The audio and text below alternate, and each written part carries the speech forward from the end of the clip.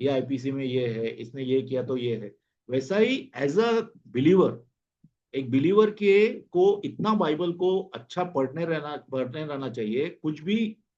कुछ भी आएगा ना तो इमीडिएटली आपको दिमाग में, अच्छा ये वचन में ऐसा लिखा था, ये ऐसा बोल रहा है, इमीडिएटली आपको आना चाहिए। कभी आएगा ये जब अपने आप को बहुत ज्यादा वचन से आप भरते रहेंगे।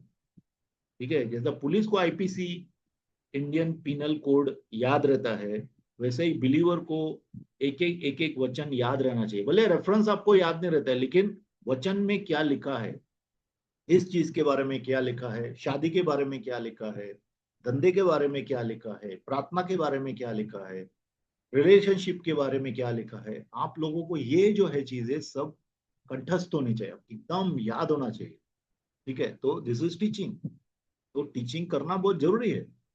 ठीक है, तो यहाँ पे ये बोलता है कि टंग्स में अगर मैं बात करूं सिर्फ, जिसका कुछ इंटरप्रिटेशन नहीं है, तो तुम लोग को क्या फायदा होगा। लेकिन अगर मैं प्रकाशन से, या मैं नॉलेज से, या मैं भविष्यवाणी से, या मैं टीचिंग करूंगा, तो सब लोग को समझ में आएगी बातें, अब हम लोग का एडिफिकेशन होगा। ठीक है, तो ये बैलेंस्ड व्यू है, इंटरप्रिटेशन है इस वचन का। सातवां देखेंगे।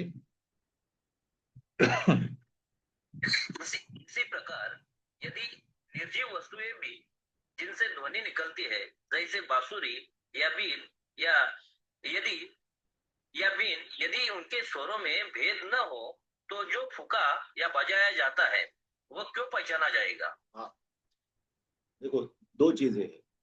अगर आप मशीन का आवाज सुनते हैं या गाड़ी का आवाज सुनते हैं, तो उसमें कुछ हारमोनी नहीं रहता है, तो आपको समझ में नहीं आता है, आपको लगता है तो ऐसे ही खटखट खटखट आवाज आ रहा है, बराबर। लेकिन अगर किसी भी वाद्य का बराबर मेलोडियसली जब भी वो बजाया जाता है, तो आपको समझ में आता है ये वाद्य है, ये गिटार बजा रहा है, ये बांसुरी बजा रहा है, ये ड्रम बजा रहा है। जब क्लियर बजाते हैं तो समझ में आता है। तो वैसा ही यहाँ पे प्रभु का वचन बोलता है कि जैसे वाद्य यंत्र जो है क्लियर बजते हैं, तो हम लोग को समझ में आता है कि कौन सा वाद्य यंत्र बजाया जा रहा है। उसी तरह से जब हम अन्य भाषा बोलते हैं, लोगों का एडिफिकेशन के लिए, लोगों की बढ़ोतरी के लिए उसका अनुवाद होना बहुत जरूरी है। लेकिन हर एक भाषा का, हर एक अन्य भाषा का अनुवाद नहीं होता है। ठीक है, तो कितने बहुत होशियार लोग हैं अपने कलीसियाओं में, जो खड़े होके ना बोलते हैं, अरे पास्टर, इसका तो इंटरप्रिटेशन नहीं है, तुम अन्य भाषा में क्यों बोलने दे रहे लोग। That is wrong, that is a wrong attitude. आप परमेश्वर के लोगों को, उनके ऊपर जो आशीष है उसको रोक रहे हैं। इसके लिए किसी को अन्य भाषा में प्रार्थना करने से रोकना नहीं। ठीक है, और कोई रोक रहा है आपको अन्य भाषा में प्रार्थना करने के से, तो उसका सुनना नहीं। हाँ, लेकिन अगर सब सब अविश्वासी है, आप नई जगह पे गए, नया यहाँ इवेंजलिज्म में गए हैं, तो आप हो सके अन्य भाषा में मत बोलो, क्योंकि लोगों को समझ में नहीं आएगा। लेकिन सब विश्वासी है, उनका बीच में अन्य भाषा में क्यों नहीं बोल सकते, बोल सकते हैं। ठीक है, अपन सवाल आपके बाद में ले लेते हैं, मेरे ख्याल से सवाल हो गया आपको। ओके, 8 देखेंगे। और यदि तुरही का शब्द साफ न हो, तो कौन लड़ाई के लिए तैयारी करेगा? हाँ, अभी देखो, पुराने जमाने में अगर आप देखेंगे, अ, 2 बार, मेरा थोड़ा गड़बड़ हो सकता है इसमें, ऐसा प्रभु ने बताया था कि एक बार अगर जोर से तुरई बजाएंगे, तो पूरे के पूरे लीडर्स बाहर आएंगे, लीडर्स जमा हो जाएंगे, जो भी लीडर्स हैं। मूसा बोलता है, ये मूसा को प्रभु ने हुक्म दिया था। लेकिन अगर 2 बार बजाएंगे, तो पूरा कॉन्ग्रीगेशन भी आ जाएगा, मतलब पूरे के पूरे लोग इकट्ठा हो जाएंगे।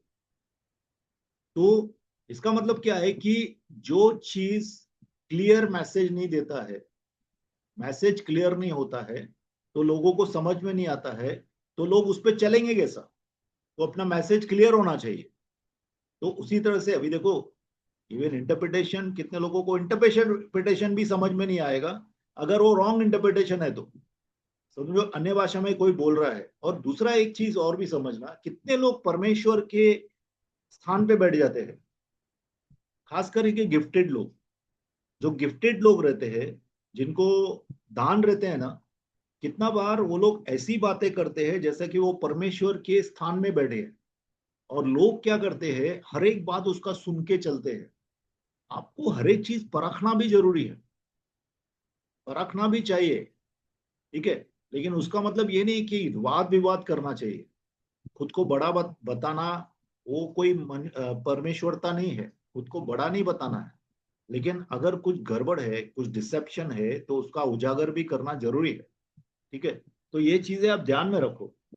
तो ट्रम्पेट अगर ट्रम्पेट मतलब तुरही, तुरही क्लियर आवाज निकलेगी, इसका मतलब है तुरही का जो सिग्नल अपन ने रखा है, जैसा मूसा ने उस वक्त, प्रभु ने मूसा को बोला था, तो सब लोग तैयार हो जाएंगे। वैसा ही अपनी, आप जब बातें करते हैं, ठीक है, जब लोगों को प्रचार करते हैं तो अन्य भाषा में प्रचार नहीं करना है, उसको नॉर्मल भाषा में प्रचार करना है ताकि लोगों को समझ में आए। ये बोलने का ये मतलब है। नवा देखेंगे। ऐसे ही तुम भी यदि जीभ से साफ बातें न कहो तो जो कुछ कहा जाता है वो कैसे समझा जाएगा। हाँ, तुम तो हवा से बातें करने वाले ठहरोगे। देखो, दो चीजें समझना है। अगर आप अन्य भाषा प्रभु को बोलते हो तो उसका इंटरप्रिटेशन का जरूरत नहीं। लेकिन अगर अन्य भाषा में परमेश्वर कितना बार भविष्यवाणी भी देता है अन्य भाषा, ठीक है, और वो भविष्यवाणी जो अन्य भाषा में दी गई है उसका इंटरप्रिटेशन, उसका अनुवाद होता ही है। क्योंकि जब भी कलीसिया के साथ प्रभु बात करेगा तो कलीसिया को समझ में आना चाहिए, तो प्रभु उसका अनुवाद देता है। अभी कितने लोगों को मैंने ये गिफ्ट देखा है, एटलीस्ट कुछ नाम मैं बोलना नहीं चाहता हूँ, देखा है। पहला अन्य भाषा में प्रार्थना करेंगे वो लोग, अन्य भाषा में बोलेंगे, और बाद में उन्होंने जो प्रार्थना किया उसका अनुवाद भी बताएंगे अब। लेकिन वो अन्य भाषा जो था वो पूरा कलीसिया के लिए था, ठीक है। तो कितना बार हम जब अन्य भाषा में बोलते हैं, कलीसिया के भविष्यवाणी के लिए नहीं बोलते, वो आपके और प्रभु के बीच में है, तो उसका कुछ इंटरप्रिटेशन नहीं है। हर एक अन्य भाषा का इंटरप्रिटेशन नहीं है, होगा मतलब प्रभु को मालूम है आप अन्य भाषा में क्या बोल रहे हैं, लेकिन उसका अनुवाद करने मत जाओ, ठीक है। कितने लोग इवन नेचुरली उसका अनुवाद करने जाते हैं। समझो कोई बोलना, अच्छा समझो अन्य भाषा में कोई बोल रहा है, राभाश्याना मांद्रुडोरुकुप्रात्रि, ऐसा प्रार्थना किया उसने, तो कोई कोई नेचुरली राभाशु का क्या है उसको पहचान है, उसका सब इंटरप्रिटेशन ऐसा नहीं है। इंटरप्रिटेशन सुपर नेचुरली आता है, दिमाग से नहीं आता है। अपने दिमाग से आप इसको इंटरप्रेट, इसको अनुवाद नहीं कर सकते। प्रभु आपको उसका अनुवाद देता है, वो क्या बोल रहा है, ठीक है। तो यहाँ पे बोल रहा है, क्या बोल रहा है, अगर कोई भी ऐसी भाषा बोल रहा है जो समझ में आती है, ठीक है, तो समझ में आएगा क्या बोला जा रहा है। बट अगर ऐसी भाषा बोलता है जो आपको समझ में नहीं आती है, तो हवा में बोल रहे हैं, क्योंकि लोगों के लिए आप बोल रहे हैं ना। लोगों को समझ, प्रचार किसके लिए, लोगों के लिए कि प्रभु के लिए? लोगों के लिए। तो आप जब प्रचार करते हैं तो लोगों को समझने वाली भाषा में प्रचार करना है, नहीं तो आप हवा में बोलेंगे।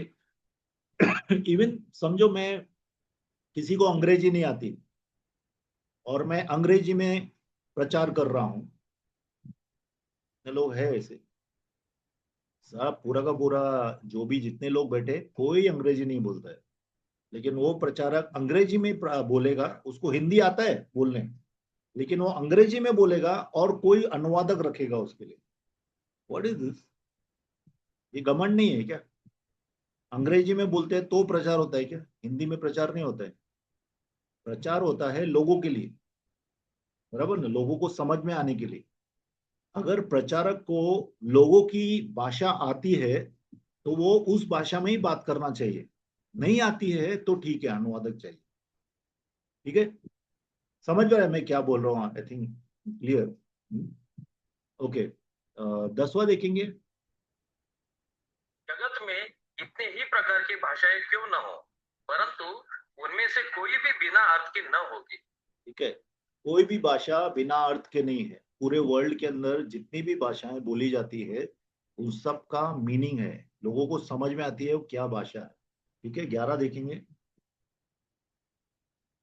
इसलिए यदि मैं किसी भाषा का अर्थ न समझो तो बोलने वाले की दृष्टि में मैं परदेशी ठहरूंगा और बोलने वाला मेरी दृष्टि में परदेशी ठहरेगा। हाँ, मतलब अगर कोई ऐसी भाषा में प्रार्थना बोल रहा है, प्रचार कर रहा है, या भविष्यवाणी बोल रहा है, जो भाषा मेरे को नहीं आती है समझ में, तो फिर वो हम लोग का कांटेक्ट पॉइंट क्या है? हम लोग एक दूसरे को समझेंगे ही नहीं, है ना? तो समझ में आने वाली भाषा में ही बोलना जरूरी है, ठीक है?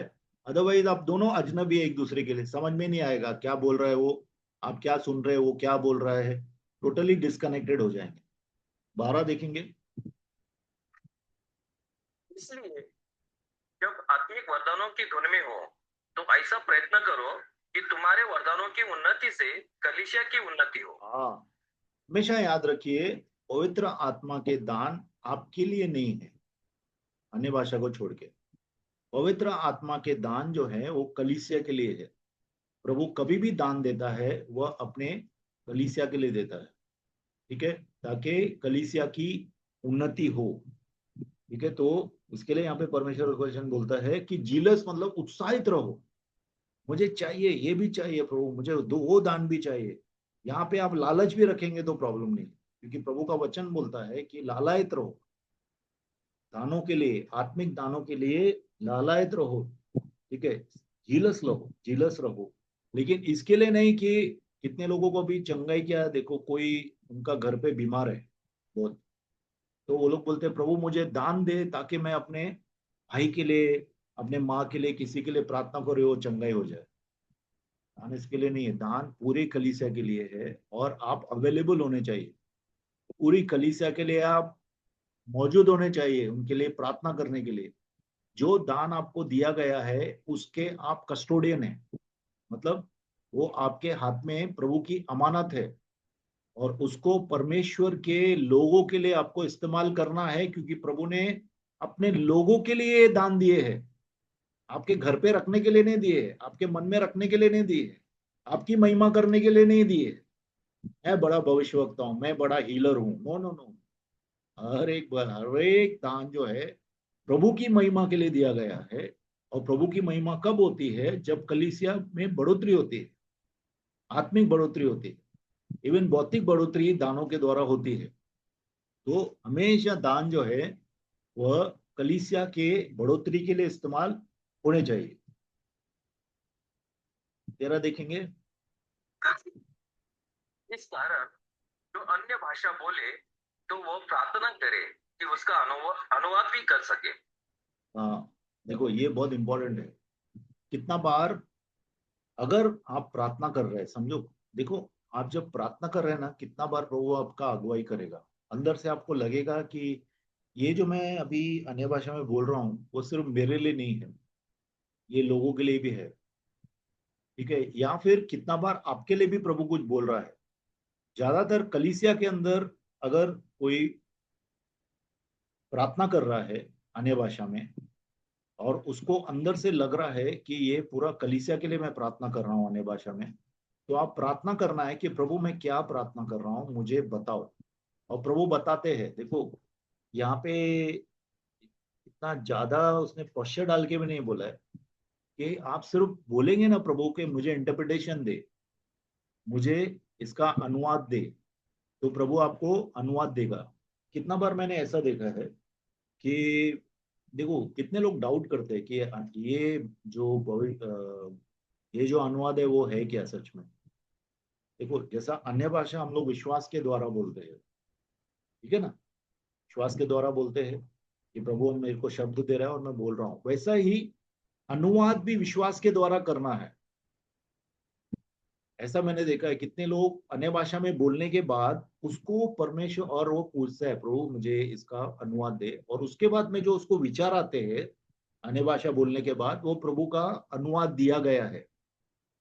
ऐसे बहुत से लोग अनुवाद करते हैं, आई हैव सीन दिस, मैं ये देखा है, ठीक है। तो आप प्रैक्टिस करेंगे ना, देखो हर एक बात कैसा है, प्रैक्टिस मतलब वो नेट प्रैक्टिस नहीं है ये, कोई भी दान में जब आप चलेंगे ना, तो प्रभु उस दान को बढ़ाएगा भी, और उसका सही इस्तेमाल भी करना सिखाएगा। स्लोली देखो, ऐसा नहीं है कि भविष्यवाणी का दान है तो आप बिल्कुल परफेक्ट भविष्यवाणी करते हैं स्टार्टिंग में, ऐसा नहीं। जैसा आप गाड़ी चलाते हैं तो फर्स्ट टाइम में पूरी परफेक्ट गाड़ी चलाते हैं ऐसा नहीं, उसमें बहुत सा गड़बड़ भी करते हैं। वैसा ही भविष्यवाणी जब चालू करते हैं तो कितना बार आपके विचार भी मिले हुए रहते हैं उसमें भविष्यवाणी में। सब कुछ प्रभु की तरफ से नहीं बोला गया है, लेकिन स्लोली स्लोली क्या होता है, आपका भविष्यवाणी फाइन होता जाता है। मतलब आप प्रभु के दिल को समझ के वही बातें बोलते हैं, बाहर नहीं जाते हैं। परमेश्वर ने जितना बताया है उतना ही बोलते हैं, उसके बाहर नहीं जाते हैं। ठीक है। जैसा फॉर एग्जाम्पल प्रभु किसी बहन के लिए बोलता है कि उसका शादी होने वाला है, ठीक है, और एक सेवक के साथ होने वाला है, समझो ऐसा बोलता है कि ये बहन तेरा शादी एक सेवक के साथ होने वाला है। अभी वो नया भविष्यवक्ता है, मतलब भविष्यवाणी करने वाला आदमी है, और वो क्या करता है अपनी तरफ से ऐड कर देता है। लेकिन प्रभु ऐसा बता रहा है कि वो साउथ इंडिया से आएगा और वो पेंटिकॉस्टल होगा। अभी ये दो चीजें है ना, उसने खुद से ऐड की है। तो स्टार्टिंग में क्या होता है, कितनी चीजें खुद से ऐड करते हैं, लेकिन धीरे धीरे वो फाइन हो जाती है भविष्यवाणी। आप जैसा जैसा आप भविष्यवाणी करेंगे, आप फाइन बोल देंगे, और फाइन ही बोलना है। साफ साफ जो प्रभु बता रहा है उतना ही बोलना है, ज्यादा नहीं बोलना है और कम भी नहीं बोलना है। अगर कुछ चीजें प्रभु बोल रहा है आपको, देखिए कितने चीजें खराब भी होती है। अगर खराब चीजें सब लोग के सामने बोलने की जरूरत नहीं है, तो आदमी को साइड में लेके जाने का और उसको बताने का। हर एक बात माइक के ऊपर बोलने की जरूरत नहीं है, हर एक बात लोगों के सामने किसी को बोलने की जरूरत नहीं है। साइड में लेके जाओ, प्रभु क्या बता रहा है उसको बोलो। ठीक है, आगे जाएंगे।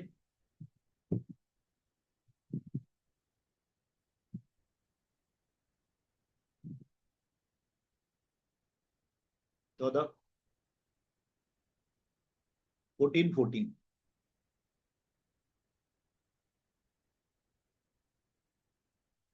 एक कुरंती। हाँ बट पढ़ने बोले, मैं पानी पीने गया था। हाँ कोई बात सॉरी, नहीं, कोई बात 15 पढ़ना है कि 14? 14। इसलिए यदि मैं अन्य भाषा में प्रार्थना करूं तो मेरी आत्मा प्रार्थना करती है, परंतु मेरी बुद्धि काम नहीं कर देती। हाँ ये बहुत ही इंपॉर्टेंट है। देखो परमेश्वर का वचन हम लोग को हर एक बात सिखाता है। तो अन्य भाषा जो है वो आत्मा की लैंग्वेज है, वो आत्मा की भाषा है। हम सबको आत्मा है। दुनिया को आत्मा की कुछ पड़ी नहीं। दुनिया वाले लोग सिर्फ शरीर के लिए जीते हैं, लेकिन हम आत्मा के लिए जीते हैं। तो जब हम प्रार्थना करते हैं, ठीक है, तो हमारी आत्मा प्रार्थना करती है। हमारी आत्मा पवित्र आत्मा से भर के प्रार्थना करती है, ठीक है। लेकिन हमारे दिमाग, हम लोग जीते अपने दिमाग से है। विचार आता है, बोलते हैं, ठीक है। तो सुनते हैं, उसको समझते हैं, फिर बोलते हैं। हर एक बात हमारी दिमाग से होती है। तो अंडरस्टैंडिंग नहीं होगा तो हम लोग क्या, हम लोग को कुछ समझ में नहीं आएगा, मुंह खुला रहेगा, ऐसा मतलब क्या बोल रहा हूँ।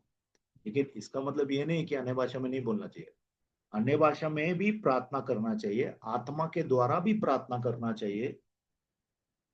15 देखिए। तो क्या करना चाहिए? मैं आत्मा से भी प्रार्थना करूंगा और बुद्धि से भी प्रार्थना करूंगा। मैं आत्मा से गाऊंगा और बुद्धि से भी गाऊंगा। हाँ, तो हर एक चीज में बैलेंस लाना बहुत जरूरी है। मसीह जीवन ना बैलेंस का जीवन है। कहीं पे भी ज्यादा झुकाव करेंगे तो गलत डॉक्ट्रिन भी बन जाता है, गलत आत्मा भी मिल जाता है। इसके लिए बैलेंस में जीवन जीना, मसीह जीवन बहुत जरूरी है। तो यहाँ पे क्या बोल रहा है परमेश्वर का वचन, कि आत्मा में भी प्रार्थना करूंगा, दिमाग से भी प्रार्थना करूंगा, जाने पहचाने वचन वर्ड से भी प्रार्थना करूंगा, लोगों को समझ में आती है या मुझे जो समझ में आती है भाषा उसमें भी प्रार्थना करूंगा, और अन्य भाषा में भी प्रार्थना करूंगा। ठीक है, क्योंकि दोनों की जरूरत है। अपने दिमाग भी एडिफाई होना चाहिए, हमारा आत्मा भी एडिफाई होना है। दिमाग भी बढ़ना चाहिए, हमारा आत्मा भी बढ़ना चाहिए। ठीक है, ओके 16 देखेंगे। नहीं तो यदि तू आत्मा ही से धन्यवाद करेगा तो फिर अज्ञानी तेरे धन्यवाद पर आमीन क्यों कहेगा? इसलिए कि वह तो नहीं जानता कि तू क्या कहता है। हाँ, अभी ये बोलने के पहला सिंगिंग इन द स्पिरिट मालूम है आपको? वहां पे लिखा है मैं आत्मा से गाऊंगा और मैं समझ के भी गाऊंगा। आत्मा भी गा सकते हैं आप, अन्य भाषा में आप गा भी सकते हैं। ठीक है। आप अन्य भाषा जब बोलते हैं, अन्य भाषा के अंदर जो है एकदम मेलोडियसली, एकदम क्या बोलते हैं मेलोडियस, मतलब बहुत ही मेलोडियस इज व्हाट, मतलब जैसा वाद्य यंत्र चलते हैं वैसा ही अन्य भाषा में आप गाना भी गा सकते हैं। You can sing in the spirit. ठीक है, सिंगिंग इन द, या सिंग इन द स्पिरिट।